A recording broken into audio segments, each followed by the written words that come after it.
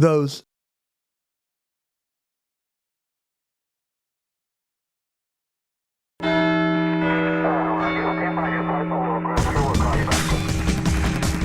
This is The Truth with John Gordon. Assaulting the narrative. Destroying the lie. Unearthing the truth. I want the truth! This is The Truth with John Gordon.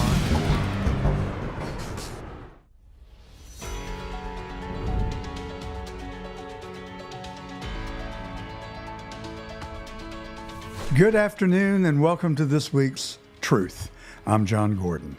It is now official. Kamala Harris is the Democratic nominee for President of the United States without ever having received a single primary vote. As you know, when she ran against Joe Biden in 2020, she got less than 2%. But now, while they are certain that they are preserving democracy, they anoint someone who has gone through no process to become the presidential nominee for the Democratic Party. It is a first in our country's history. It is as disappointing as it is maddening. And it wouldn't be so bad if the people that they had chosen were not so downright against America and what it stands for. Kamala Harris will tell you that she's had no responsibility for the border, even though early in the administration she was touted as the border czar. Ladies and gentlemen, this is not a battle between Republicans and Democrats. It's really not a battle between conservatives and liberals. This is a battle of the haves against the have-nots, or actually the other way around, the have-nots against the haves.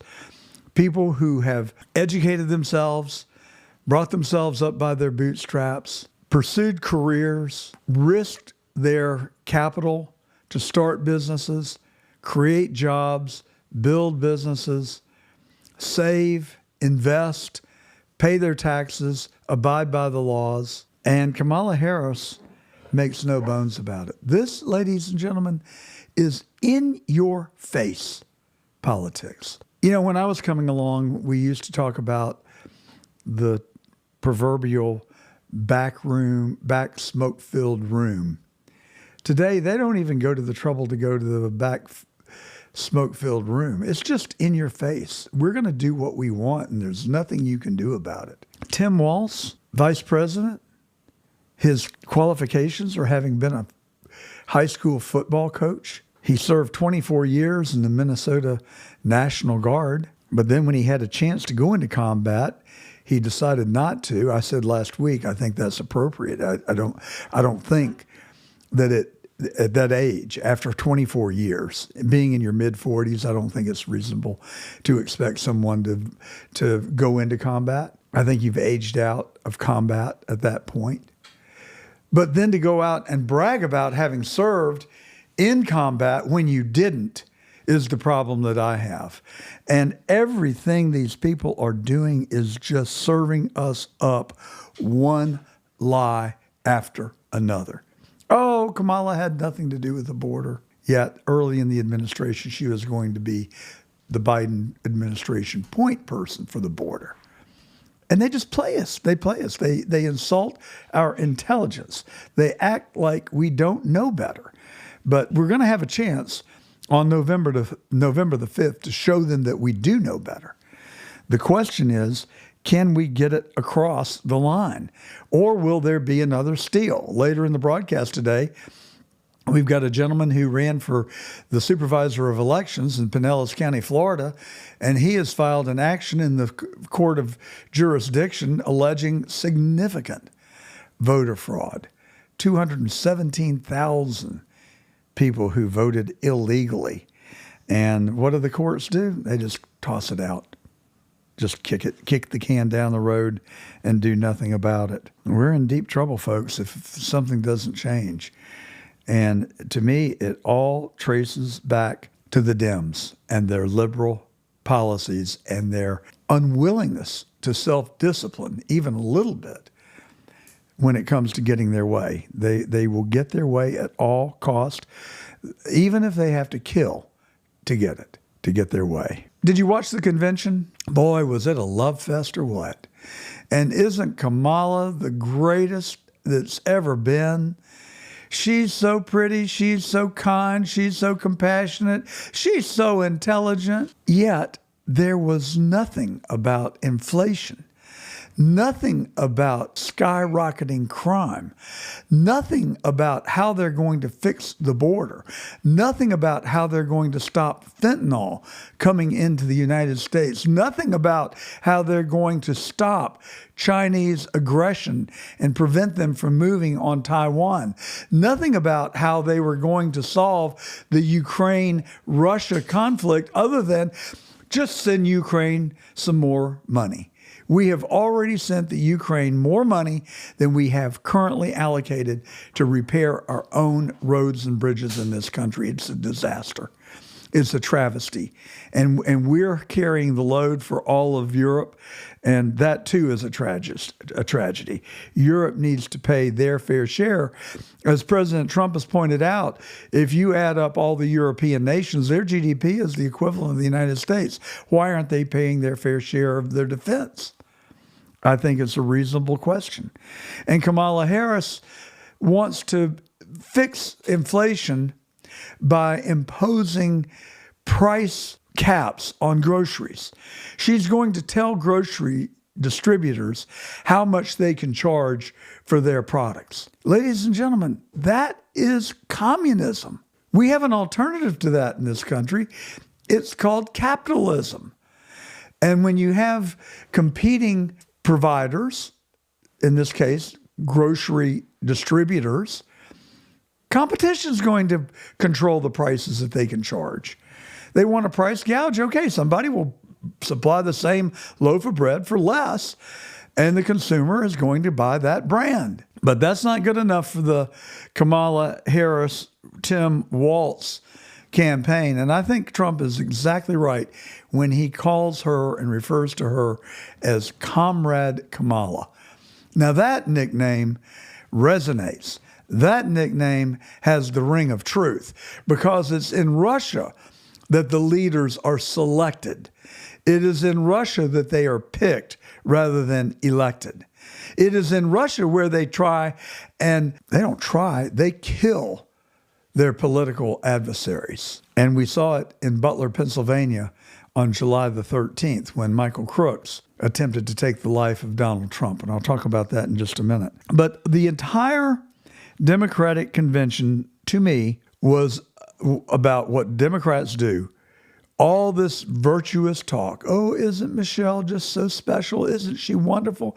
She was the highlight of the convention. And that Barack, he is so eloquent and so statesmanlike. All they did was criticize Donald Trump. That's all they did for 4 days. That was the sole basis for their being in Chicago, was to criticize Donald Trump. And by the way, did you see in the initial days, the coordination of the convention was an absolute cluster. People were lined up in lines that went all the way around the block to get in. I can tell you, I went to the Republican National Convention, as you know, and I did not wait in line more than 10 minutes at the security checkpoint where you had to go through the magnetometer and empty your pockets and take your belt off. Just no different than if you were boarding a plane. And the wait literally was a maximum of 10 minutes. Most of the time, there was an inconsequential wait, maybe a minute or two. And the people in Milwaukee, I'll say it again, were the most hospitable. Even the cops, even the people who were in charge of security. Welcome. Thank you. Step this way. Come right in. This won't take but a minute. Oh, the line's moving quickly. We'll get you right through. I left that town just on the biggest sugar high that you can imagine because of the politeness and the civility with which we were treated. But in Chicago, they painted a really different picture. The lines were around the block, and it took hours for delegates to get in to the venue. And then documented members of the media would not be granted admittance. So the contrast was very dramatic to me.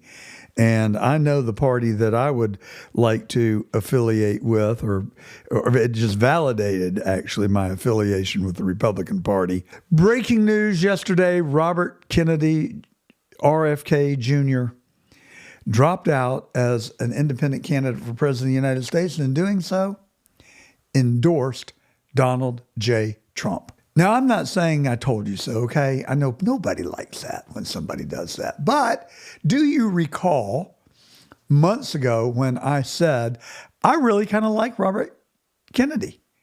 I don't like everything about him. I don't like his radical positions on climate, although I will say it again. I think there is a middle ground on climate. And I don't talk about climate. I talk about doing what I do and what I encourage my family to do, because to me, it just feels right. And that is turn out the light. Don't leave the water running. Don't water the grass when it's just poured down rain. That's called conservation. Don't litter. Don't put don't throw trash out of the car, and don't pollute our waterways. Now, that is a cousin, I guess, of climate. I make no apology for that, though. I think every living American should sign up to be conservationist. When I have been extended hospitality from my friends, and they've invited me to come stay at their house or use their lake house or their house in the mountains, I intentionally try to leave it better than I found it, which sometimes is really hard to do because I've never found them other than in absolute beautiful condition. But I take the trash out, I make the bed, I strip the beds, I make sure that the towels and the washcloths are in the hamper, and I do my best to be a nice guest. Well, I'm not extolling my virtue. That's not the point. The point is we all have an obligation on this planet to leave it in better shape than we found it. Do you have a problem with that? I hope not. And that's why I celebrate the electric car. That's why I celebrate the advent of solar power. And the fact of the matter is, I never had allergies until I moved to Atlanta. And within about 3 years as an adult, I developed horrible seasonal allergies. My eyes scratched, my nose ran, I would sneeze all the time. I had fatigue. And I went to the doctor and I said, Doctor, something is wrong with me. I've lost my mojo. I go to work in the morning at 8 o'clock, and at 10 o'clock, I have to come home and take a nap because I'm out of gas. And they ran test after test after test. They tested my blood. They did ultrasounds. They did MRIs. They looked in my brain. They looked for cancer. They looked for blood clots. They looked for, what do you call it when you have an aneurysm? And they looked for everything. I was freaking out, but not really, because none of that stuff resonated with me. Nothing that they were checking for made me worried, because I didn't believe that I had a medical condition like what they were looking for, but they were just checking the boxes. And finally, I remember like it was yesterday, I went to the doctor and he said, John, he said, dude, there's nothing wrong with you. I can find nothing wrong with you. And I said, well, that's good news, but I'm still severely fatigued. And he said, well, are you feeling okay? I mean, in other words, are things going okay in your life for you? I mean, are you down? Do you feel depressed? I said, no, I really don't, other than over my lack of energy and my fatigue. He said, well, I got to tell you, there's just nothing left for me to do. I'm out of bullets, John. We've looked for everything, and I don't have anything else to offer you. I'm going to send you back home, resume your daily life. I'll say a prayer for you, and I hope you feel better. Check back in with me in 3 or 4 or 6 months if you're not feeling any better. So I dejectedly lowered my head and started walking for the exit. And just like Columbo, do you remember Columbo, the detective that after he would interrogate the suspect and they would start to walk away, he would say, "Oh, just one more thing." And the doctor, good friend of mine to this day, that was 40 years ago, I guess. He said, "Hey, John, have you ever been checked for allergies?" I said, "No." He said, "Well, let's check you for allergies. That's one last thing that we could try."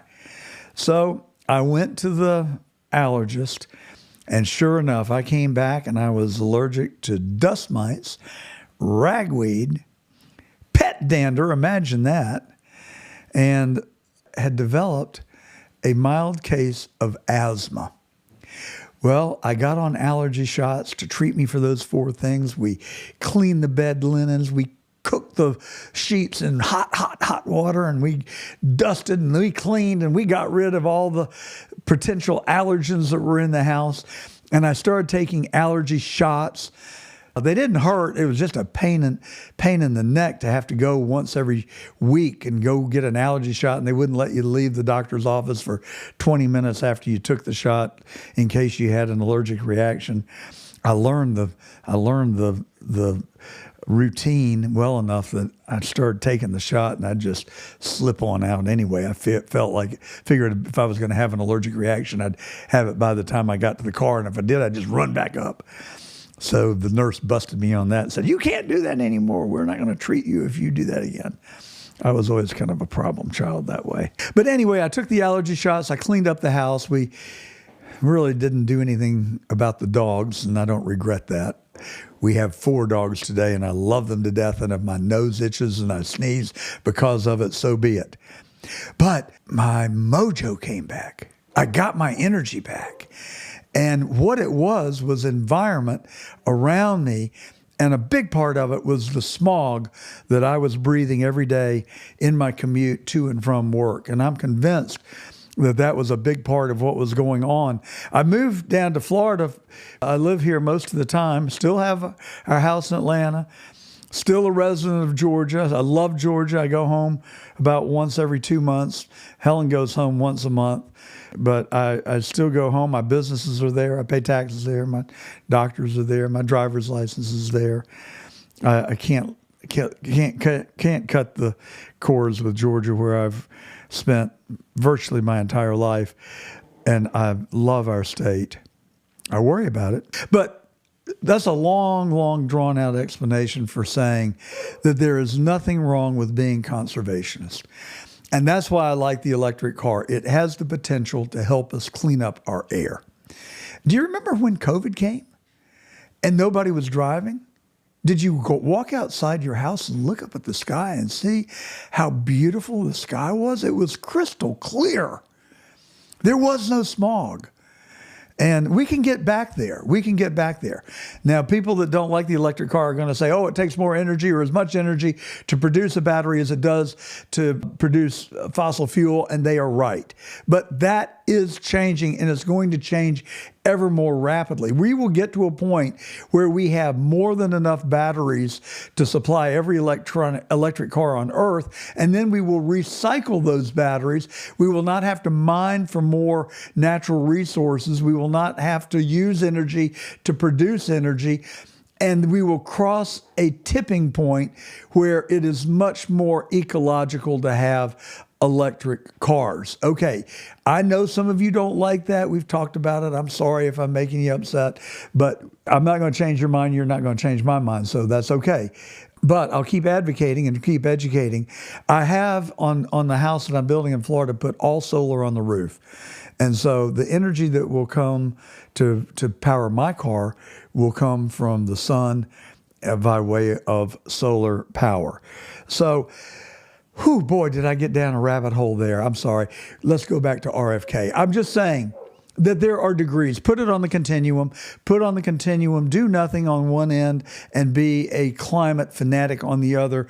Robert Kennedy skews towards the left part of that agenda, and he is a climate advocate to a fault. So that's where we diverge. He has been on the case of the vaccine and COVID. People called him crazy. They called him a denier, all this stuff. And folks, it has just proven to be so true. The scamdemic as many people call it. And I have, but it wasn't a scamdemic. It wasn't. Let's be real.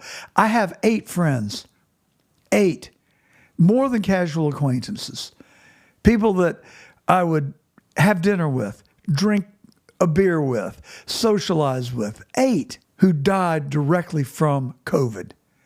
Now, they may have had underlying health issues, but they had underlying health issues before they got COVID.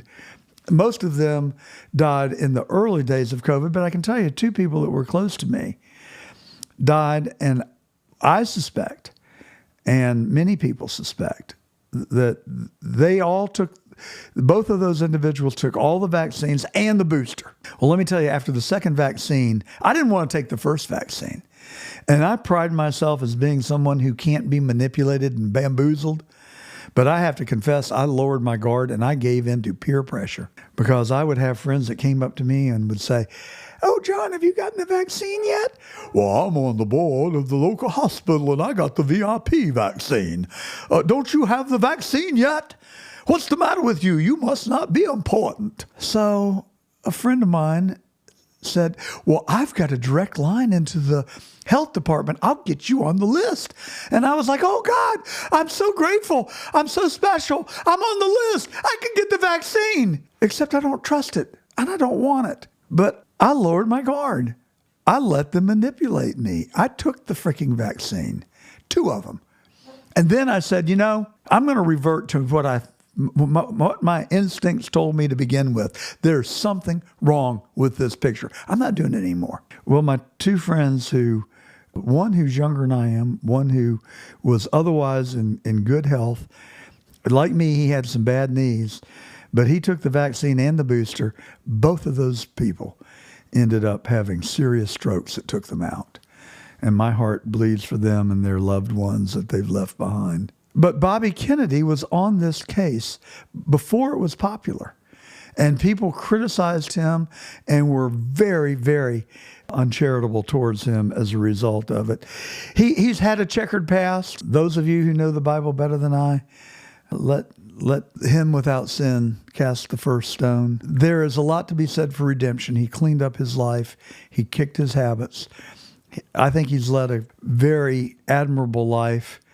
And so I've said all along, and I've said it on this program long before it was popularized, that if there were some way that Trump and Kennedy could park their egos and come together, that I think we would have a real chance of cleansing our government. And as I've told you before, I'm not out for retaliation. I don't want retribution. I want accountability. And the people who killed John Fitzgerald Kennedy should be held accountable. Those who are living today and those who have died should all be held accountable. Well, how are you going to hold somebody accountable who's died? Well, I'll start very simply by taking Lyndon Baines Johnson's name off every street sign in every elementary school, and take J. Edgar Hoover's name off the FBI building, and take the Dulles name away from Dulles Airport in Washington, D.C., because it was Allen Dulles who orchestrated, supervised the killing of Kennedy, I fervently believe. And I don't have the knowledge about Robert Kennedy like I do John Kennedy, but I don't believe Sirhan acted alone. Many people believe that he was acting as someone who had been brainwashed and had been programmed through either drugs or hypnosis or combinations of the two. Sirhan says that he has no memory whatsoever of having killed Robert Kennedy, and he disclaims culpability for lack of mental capacity if he in fact pulled that trigger. It resonates. It sounds credible. Martin Luther King, it was a horrible time in our history, and I want answers. And, I have a fantasy. It won't ever happen. It won't ever happen. This is a wholesome fantasy. Don't start thinking bad things. You stop that. No, not that kind of fantasy. I have some of those too, but we'll save those for another day. All right. Boy, I'm on shaky ground here all of a sudden. But I do have this fantasy that Donald Trump becomes commander-in-chief, president of the United States, that he brings Robert Kennedy in as head of the CIA and other patriots like Ken Paxton and Jeff Landry. Ken Paxton's the AG of Texas, they've gone after him like they went after Trump. They tried to impeach him from office, and he beat him in the Texas Senate, where his wife is a senator. But they held a week-long trial there, and they were unable to impeach him. I know Ken Paxton. I had a reception for him at my house here in Florida. It was a really nice occasion and raised a bunch of money. And I really like Ken Paxton. I've met Jeff Landry. He was the Attorney General of Louisiana, who is now that state's governor, and he has courage. But I want Donald Trump to recruit all of these people into his administration, and I want them to have one charge and one charge only, and that is trust the American people, believe in us, and give us the truth. All the truth, the whole truth, and nothing but the truth. I want to know about Benghazi. I want to know about Crooks. I want to know, why did he have 3 foreign bank accounts? I'm 71 years old. The thought of a foreign bank account has never occurred to me. Has the thought of a foreign bank account ever occurred to you? Have you ever thought about opening a bank account in a foreign country? So riddle me this. Why would a 20-year-old have 3 foreign accounts? Mike Waltz, who is the congressman from the county just north of Palm Beach County where I'm sitting, said this week that he does not believe that Michael Crooks acted alone and that he suspects it was an inside job. These are the people who accuse Donald Trump as being a threat to democracy. My fantasy is, my hope is, my prayer is that he becomes a threat to bureaucracy, because that's the problem with this country. They are using our money, our tax money, like it was monopoly money. They spread it around like it's water. There's no accountability. They're $800 million missing. Or $1 billion, I'm sorry, missing from the Department of Defense. There has never been an audit of the Department of Defense. Nobody knows what the budget is of the CIA except a select handful of people. And then you have Christopher Wray, who is obviously, to me, it is so apparent to me, is actively participating in a cover-up of what happened in Butler, Pennsylvania on July the 13th, 2024. And it has got to stop. It is not the country I grew up in. It is not the country that I want to live in. The country of communism, of selection rather than election, the country of lies rather than the truth, the country with no accountability, and the deeds just continue. And the reckless spending still continues. $35 trillion, and it is going up $1 trillion every 120 days. Every 4 months, the deficit increases $1 trillion. We are on a path of absolute destruction. And so you have to ask yourself, why? Why? Who would want to ruin the greatest country on earth? Oh, China, you reckon? Maybe they've got something to do with this. Tim Waltz, I'm sorry, not Mike Waltz. I like Mike Waltz. Mike Waltz, congressman from Florida who I just referenced, and he's a Green Beret, by the way. He's earned his stripes. He's earned my respect. Tim Waltz, on the other hand, stole valor. What does that mean? He lied. He told us he went into combat. He didn't go into combat. He resigned from the military when they told him he had to go into combat. I don't really have a problem with that, as I've said. Okay, you're 45. I don't blame you. I'm 71. I ain't going into combat. I've aged out. So did he. No shame in that. The shame is lying about it, lying to the American people and stealing the valor of saying that he went into combat when he didn't. They just continue to lie with impunity, and the American people don't hold them accountable because it is a game between the haves and the have-nots, and the have-nots are saying, go on, keep lying because you're giving me what I want. You're giving me free stuff. You're giving me free Obama phones. You're giving me welfare. You're giving me unemployment. You're giving me student loan forgiveness. Kamala Harris's entire program, her only platform is give, give, give, give, give. You add it up, is another $1.5 trillion that she wants to increase the federal bloated budget that we already have. And that's who 48% of America want. And they want it because we've worked for it, we've got it, and now they want to take it from us. And it is as wrong can be. I don't begrudge anybody living the American dream. I respect hard work and people who pull themselves up by their bootstraps. I started to work at the age of 12, and I have never stopped. Not since 12 years old. When I was in high school, I had a job every afternoon after school. My dad didn't tell me I had to have a job. I mean, one reason I wasn't any good at sports. And the other reason I got bullied and picked on in high school.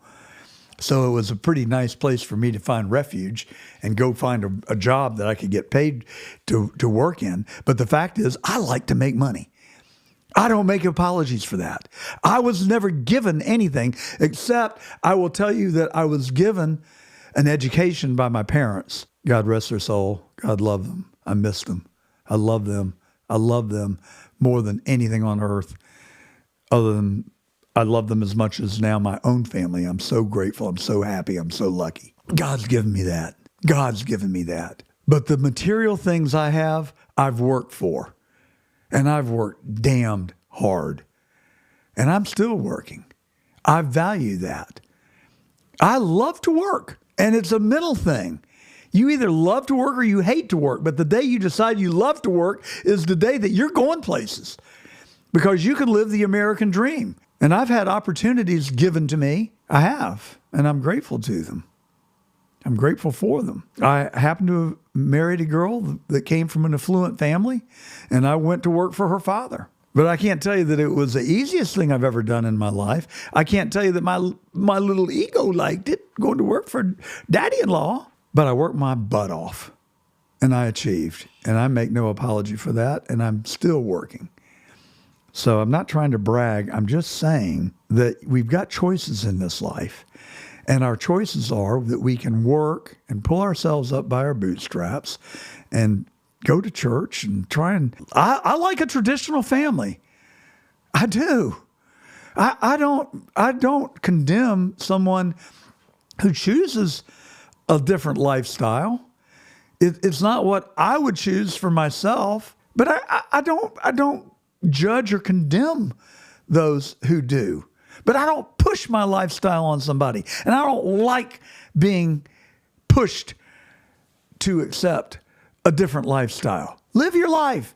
Enjoy your life. Make your maker. I'm going to have to meet my maker. I'm fine with that. So my fantasy is that we get people who feel the way that you and I do, that this government is out of control, that they have gotten away with lying and cheating and stealing Biden $30 to $60 million. Why hasn't that been the topic of conversation? Why has that not been why he was excluded and removed from the ticket? I think that's purely good justification to me. But I think there's an undercurrent that is a large part of why he was being removed. But it's time to clean out the barn, drain the swamp. Robert Kennedy endorsed Trump. Now you've got Jeff Landry and Ken Paxton and a host of other people who have shown courage and a willingness to confront and battle evil. Bring them to Washington, put them in positions. And my fantasy is that he'll engage the military and he'll show up at the gates of the CIA and he'll say, open the gates, we're coming in. And the day before, he should suspend everybody that he suspects has been doing these deeds until suspend them with pay, but you can't come to work. Go inside the CIA, get the files, get the computer records. Let's get it. Let's find out. Go to the FBI, same thing. Get the military. Go bash down the front door. Go get the files, get the computer records.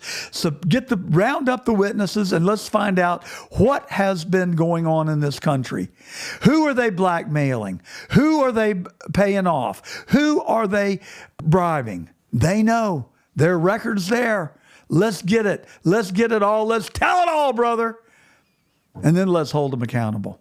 Get this nation back to a place of integrity and morality and true virtue. And let's stop talking about it. Let's start doing it. That's my fantasy. That's my prayer. And that's why I'm happy that Robert Kennedy is joining forces with Trump. I think there's some real opportunity there. Somebody else who's rejoined the Trump organization is my friend Corey Lewandowski. Corey has joined the campaign, and I'm not sure exactly what his role is, but he's back. And Chris LaCivita, who has billed the Trump campaign $1.7 million in 2 years, I don't really fault that. Look, Trump's a businessman. He's a big boy. He can take care of himself. I don't think that Chris LaCivita has done anything that justifies us being suspect of him. Look, I mean, I'm just telling you, you and I are in it for different reasons. I'm not saying that Trump's handlers and the people in his inner circle aren't patriots or aren't in it for the right reasons, but they are also in it for money. It's their profession. And you know that when you hire them. Corey Lewandowski ran my campaign for Attorney General in Georgia. I have the utmost respect for Corey Lewandowski. He does not work for free, nor would I expect him to. He has experience, knowledge, know-how, and an incredible brain. I was more than happy and willing to pay him for it. What I don't respect about Chris LaCivitas, and I'm sorry to say, Susie Wiles, who I think will smile at your face and stab you in the back. I have some firsthand experience in that regard. I don't know that for a fact. It's not really fair for me to say that, but that's my gut. That's my impression. There's a lot that we could talk about there. But here's what I do know. Here's what I do know.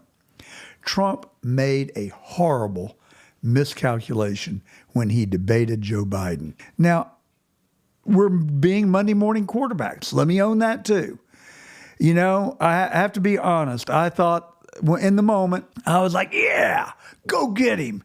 Put your foot on his throat and keep it there all the way till November. I wasn't getting paid to make those decisions. I didn't sit and spend every waking hour of my day analyzing the wisdom of debating Joe Biden 3 months before the 2 months before the Democratic National Convention. I did not consciously sit and try and predict what the ramifications of that would be. If I was there and that was my full-time job, I should have, just as Chris LaCivitas and Susie Wiles should have, and they should have advised the president not to even think about it. Because what we ended up with was exposing the world to just how far gone Joe Biden was, and it precipitated Biden's withdrawing from the race.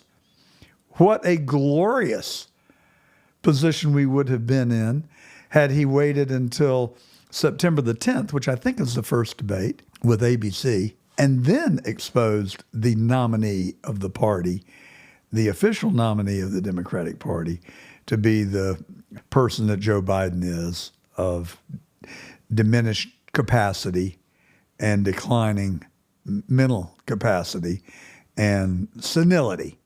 So people make age the issue. I think that's wrong. He's 2 years older than Trump. Don't make age the issue.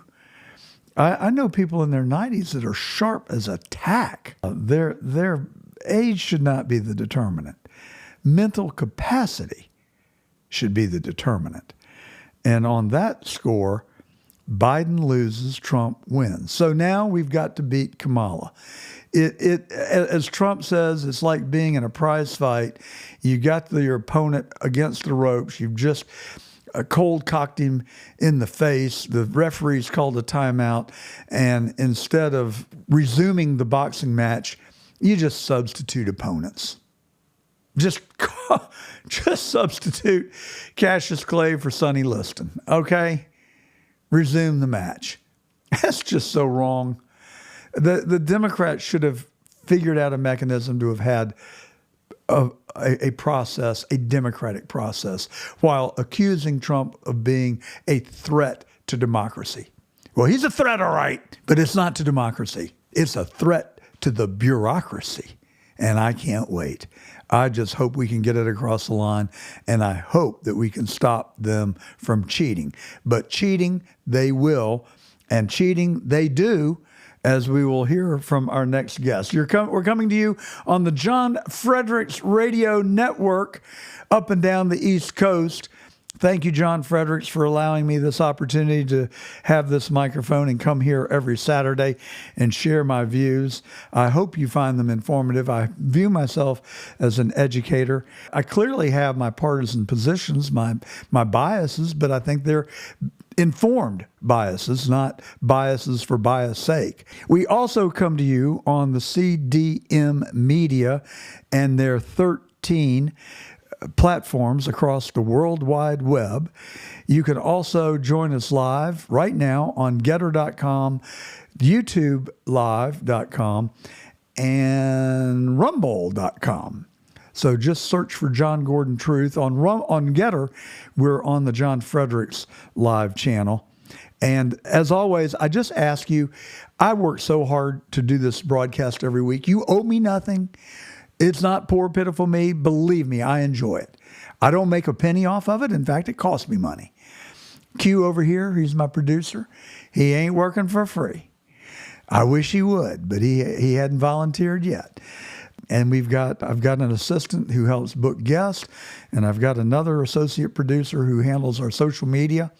All I ask in return is that you consider, only if you want to, you're not obligated, but if you would go to one of those platforms or all of them, it'll take you about 5 seconds. Subscribe and hit the like button. The algorithm bases our placement based on how many subscribers and how many likes we get. So if you like the message, if you'd like to help me get the message out to more people, if you'd take less than a couple of minutes and go to Rumble, Getter, YouTube, search for John Gordon Truth, subscribe and like, I'd be so grateful to you. And it would allow us to broaden my reach. So yes, we do expect the Democrats to cheat. And our next guest is the victim of cheating in Pinellas County, Florida, where it's not supposed to happen. Chris Gleason, welcome to The Truth. Thank you. It's a pleasure to have you on the show today. You ran for the elections official of Pinellas County, and where are you in the race? Did you get through the primary, or you have an opponent? So the primary was the general. There was no Democrat opponent to the incumbent Republican. And so the primary was this Tuesday, and that was the official race for the year. That was it. However, there were some significant issues here in Pinellas County with the primary, and some of the same issues that we saw across Florida, in particular with election night reporting going down, and a lot of shenanigans with vote by mail ballots. So did you won the primary? No, you did not win the primary, and you're alleging that that's because there were 217,000 or 219,000 suspect ballots. Well, it's worse than suspect.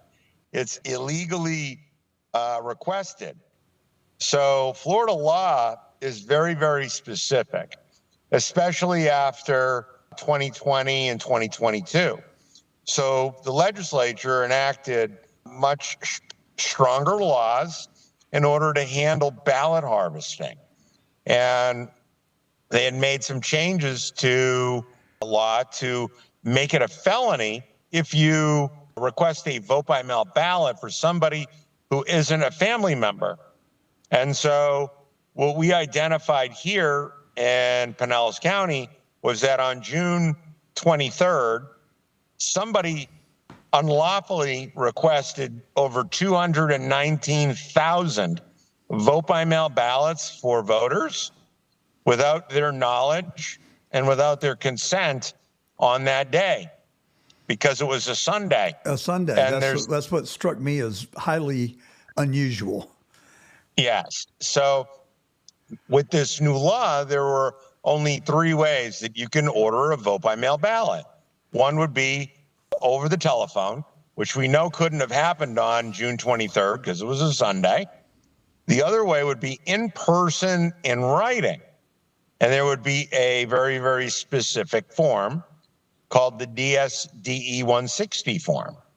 And so because it was on Sunday, we know that there's no way that 219,000 people did not all come in on that day. So that leaves one other possible legal way to do it. And that would have been through the Supervisor of Elections website. And unfortunately, the company that's the vendor for hosting this is the same vendor who was responsible for all of the election night reporting systems going down on election night for the 3rd election in a row that this happened. So there are a lot of questions that need answered. And so as a candidate, myself, and a lot of my supporters, we were very concerned about this. So we went to the Supervisor of Elections office and we asked for the records, the public records, according to 101.62 that they are required to give to us. And they refused to give them to us. And what they've been doing is trying to delay giving those records to us, because giving those records to us would expose the fact that these voters, 219,000 of them, never actually requested a vote by mail ballot on that day. So I guess the real legal question here is, how do you legally certify an election? How do you legally administer election with vote by mail ballots where 90% of those vote by mail ballots were all unlawfully requested in the name of people who weren't relatives of them, right? Well, statistically, logically, it boggles the imagination that 219,000 people would have gone. There's only one way they could have requested those ballots on that day, and that would have been through the website, because the offices were closed. There was nobody manning the phones. I guess people could have left messages on the answering machine, theoretically, but it's highly unlikely. And so I'm sure, make sure I've got this right. The lady, Ms. Marcus, who was the supervisor of the Board of Elections, that's who you were opposing in your primary. That is correct.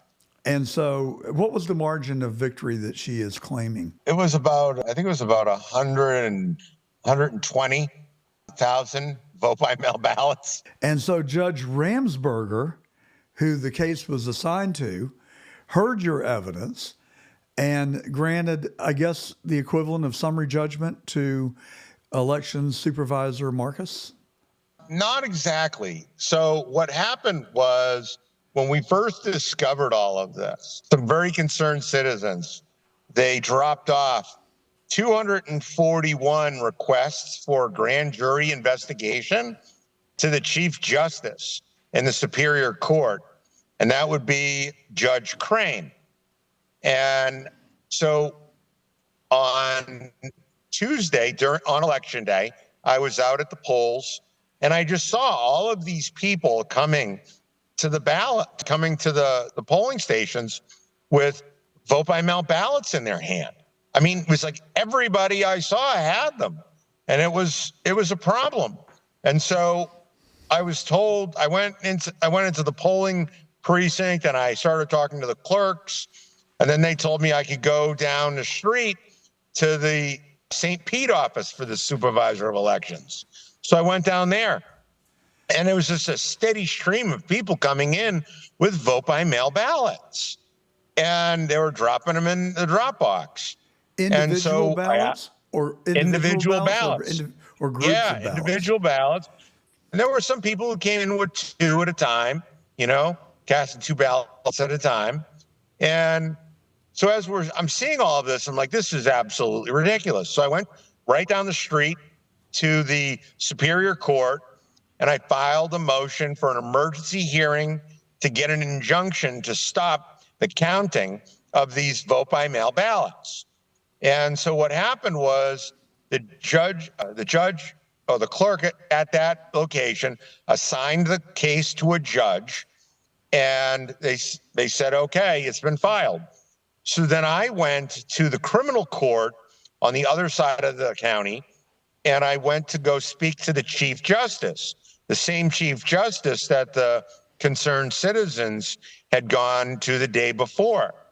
And that was Judge Crane. And so I wrote a letter to Judge Crane requesting a special emergency investigation into Julie Marcus for election fraud.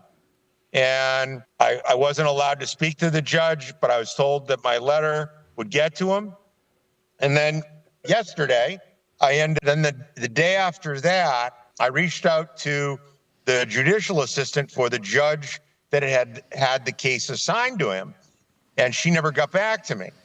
Then yesterday, I ended up getting a notification from Judge Crane that he was dismissing my motion or declining my motion for emergency hearing, and that he was reassigning my case to Judge Ramsberger. And so that's how that all went down.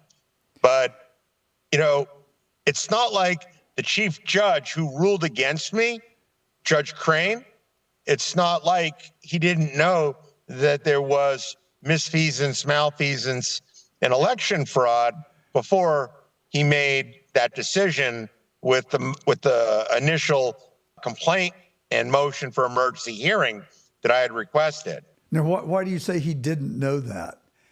I'm saying there's no way he didn't. He did not realize it. I mean, I went there. He went there. I mean, there was a bunch of us that went there. And so that really calls into question the integrity of the chief judge for the Pinellas County Court, I mean, that's a deeply problematic issue.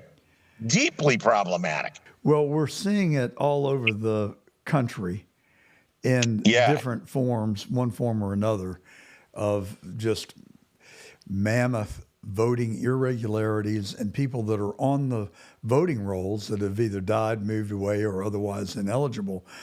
And I just don't understand what's going on. I mean, it feels to me that there are elements in our society that are trying to steal our republic. And they seem to be doing a pretty good job of it. But if the allegations that you're making are true, why would Judge Crane dismiss your action? Why? But the thing I don't understand is he dismissed your motion or your petition to halt the counting, is what I'm understanding you to say. Yes. But then he assigned the case then to Judge Marcus to decide whether to appoint a grand jury. Is that? No. So what happened was he dismissed my motion or declined my motion to stop the counting. He declined that. And so today they certified the count. Okay. And so next Thursday, Judge Ramsberger is supposed to hear my case. And I'm not feeling warm and fuzzy right now because of what I've been seeing here in Pinellas County, in particular with Judge Crane, Judge Ramsberger, Judge Muscarella, and, there are judges on the canvassing board. I mean, there's no way that they don't know what they're doing is unlawful and wrong. I mean, there's no way. But your opponent was a Republican as well, right? You primaried her. Yes, but she's really, I would probably call her more a Democrat than a Republican. Yeah, I think we call them rhinos. Yes. That too seems to be an infection that we see across the country, including in the United States Congress. So what do you make of this? Do you think that there is corruption? Excuse me. Oh, yeah. I mean, so if you think about it, right, the problem that we have is that these judges, they're elected, or rather selected, rather than elected. We haven't had, from what I can see in the data with relating to the voting systems that they've been using to administer elections, here in Pinellas County, we have not had a lawful, certifiable election since 2009. And that creates some significant issues. That's just incredulous. How do you draw that conclusion? I mean, see, here's, and here was the thing. We had some very brave whistleblowers who were poll clerks who came forward and took pictures of the tabulator tapes that showed that the modems used to administer the 2020 and 2022 elections, and more recently, this election, this year, had modems attached to them. And according to the United States Election Assistance Commission, if you have a modem attached to the tabulator, the EAC certification for the voting system is void in its entirety. Well, and then they tell you that, well, there's no modem. What you're seeing is not really there. It's beyond maddening, and it just keeps going on and on. So the motion to stop the counting, the petition to stop the counting, was denied by Judge Crane. He then punted over to Judge Ramsberger your petition for the appointment of a grand jury to investigate elections fraud. Have you been to the sheriff, just out of curiosity? Have you been to law enforcement at all and asked them to investigate this? Because if what you're saying is true, it is a crime, and law enforcement should investigate it if they care about the law. Here's the problem for Pinellas County. In 2020, the Sheriff Galtieri, he took possession, him and his deputies took possession of the ballots for their own election and transported them. And they refused to, or they deny that they have any responsive records when we did a public records request for dash cam footage for the sheriffs transporting the ballots, for the body cams for the officers transporting the ballots.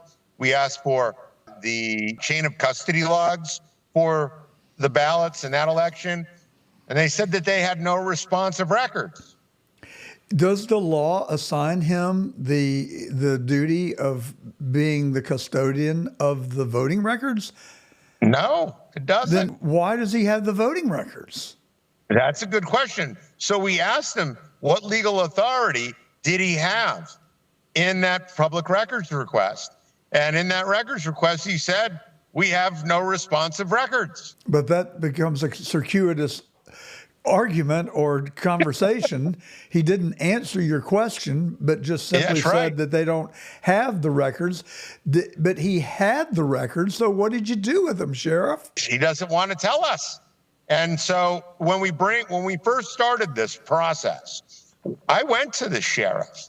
And then when I got no response, he said, hey, look at DeSantis, he just set up an election crimes office. And so you need to go talk to them. And so we went and we talked to the Secretary of State. We talked to the General Counsel. We tried to get this before Ashley Moody. I mean, we went to the Office of Election Crimes and Security. I've gone to the EAC. I've gone to the FBI. I've gone to the U.S. Attorney. Did you go to the governor? Oh, yes. He was copied on all of my election complaints, all of the things, all of the issues that we were finding. But you know what he did do? Because we had seen in 2020 this massive problem with ballots being illegally adjudicated as being 100% blank. Well, apparently he and the Secretary of State, Cord Byrd, must have done something, because in counties like Miami-Dade and Hillsborough and Orange, this ever number of increasing blank ballots that had a nice long linear progression going up suddenly went to statistical zero. And then Governor DeSantis was able to secure the governor race in November. Isn't that funny how that works? By a huge margin, I would hasten to add. But how do you adjudicate a blank ballot, for God's sakes? That is fraud on its face. I mean, a 2-year-old can tell you that you can't count a blank ballot for anybody. But are you saying that they did?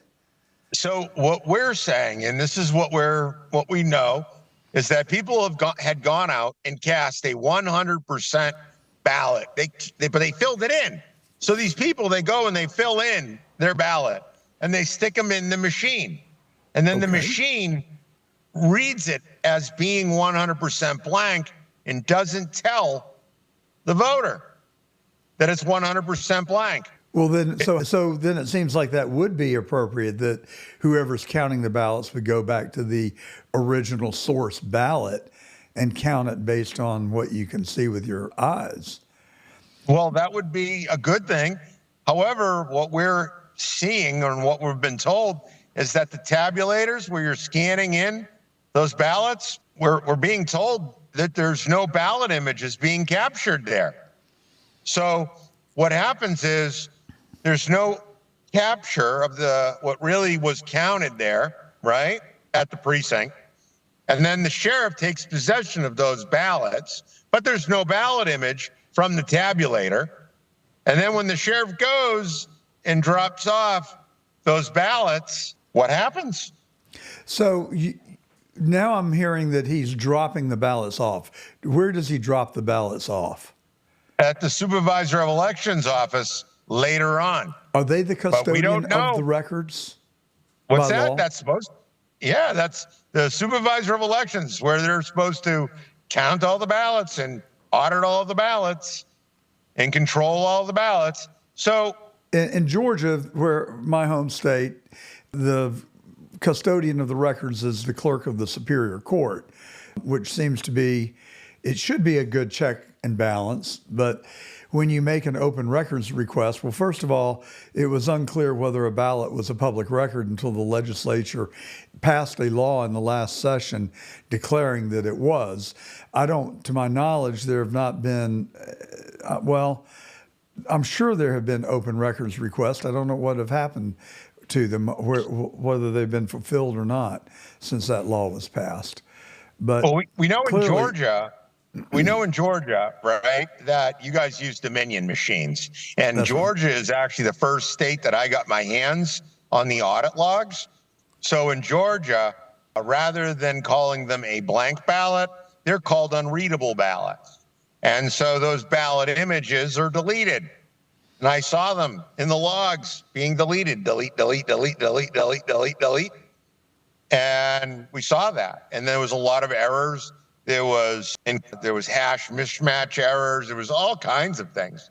And so in the audit logs that I saw in Georgia, in particular, Gwinnett County at the central count tabulators, there were so many errors that even if the machines didn't have modems, even if they had so many errors that the machines, there's no way that they would have met the legal requirements for accuracy to be certified in Georgia. What a mess. So what's next for your case? Are you going to appeal Judge Crane's decision?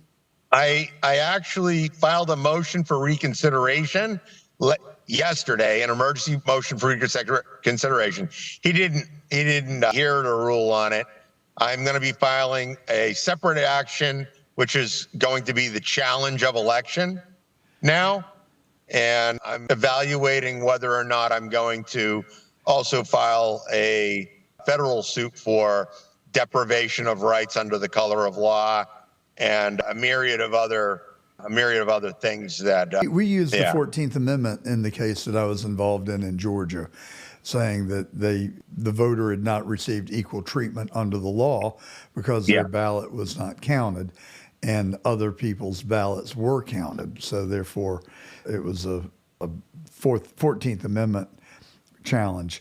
So I guess Judge Crane's decision is now basically in concrete because they've counted the votes theoretically and certified the election.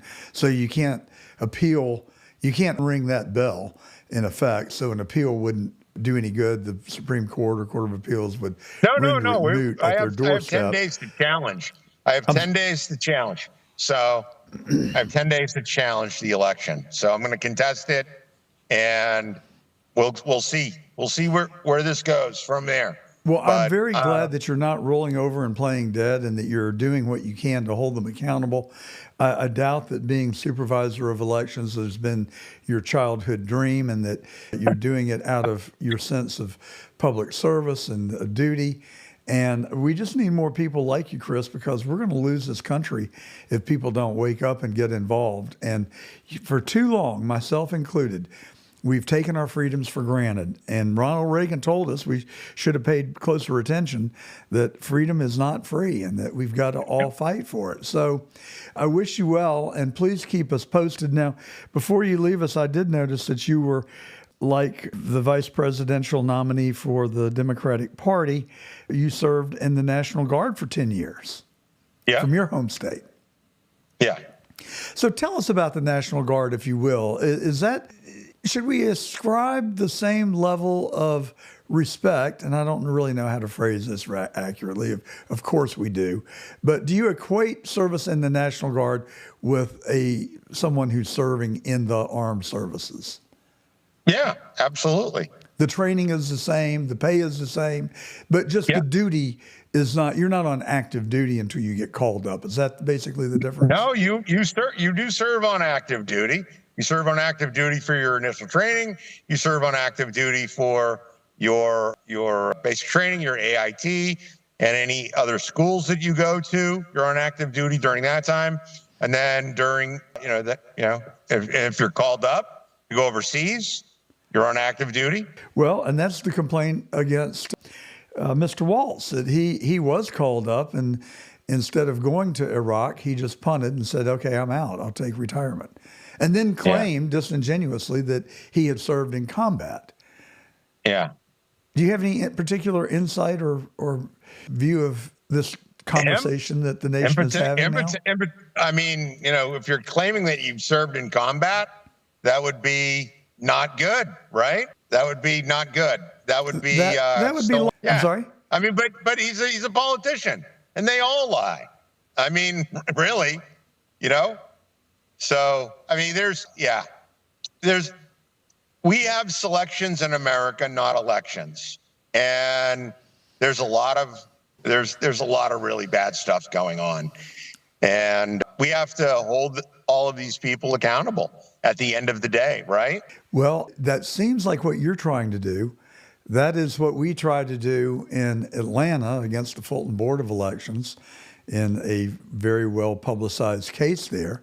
We had actual hard evidence that was presented to the judge. He ruled that we had demonstrated a prima facie case. And then Fonnie Willis comes along and says, oh, no, there was nothing wrong with the 2020 election. You're trying to steal an election when actually the Democrats are the ones who really did steal an election. It is projectionism at its finest. And I don't know how we stop it, because it at the risk of being labeled a conspiratorialist, which I have not worried about that label for a long time now, Chris, that is a risk that I'm willing to take. But I don't know how you do orchestrate something on this kind of a scale unless it's just a wink, wink and a nod. And, we just hate the Republicans so bad that it justifies our actions. What we found nationwide with the smurfing, in particular tied to your girl, Fannie Willis. I mean, they're all in on it. I mean, it's a dirty, nasty election fraud RICO operation. And at the end of the day, we, the people, are being harmed by it. And we have had clearly an infiltration of legitimate organizations by a highly organized criminal element.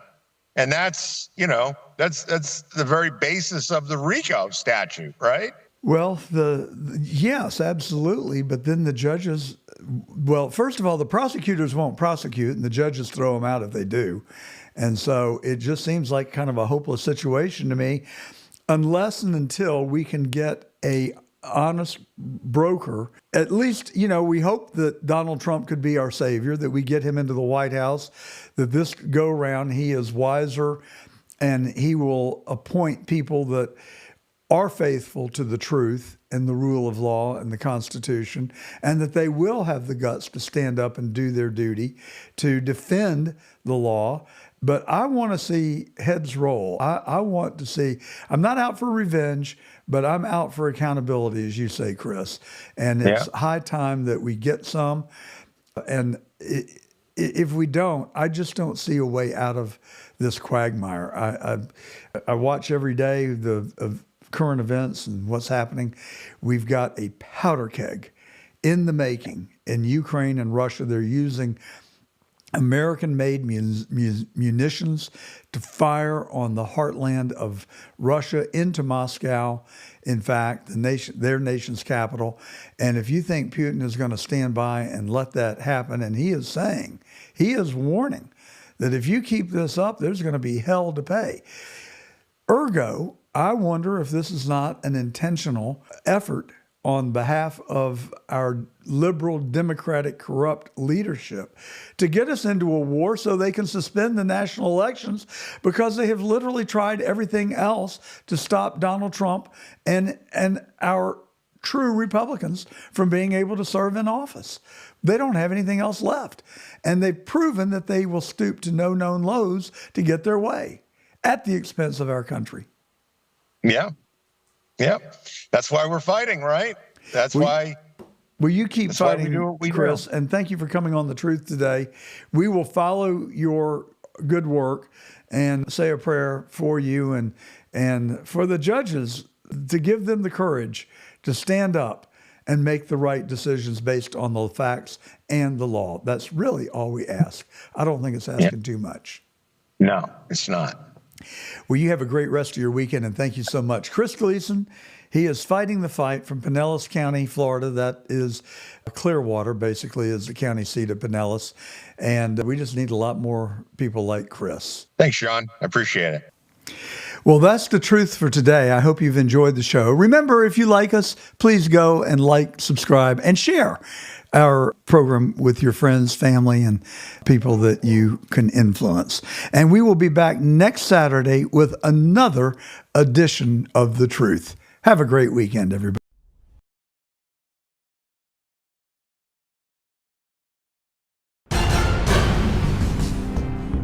You've been listening to The Truth with John Gordon.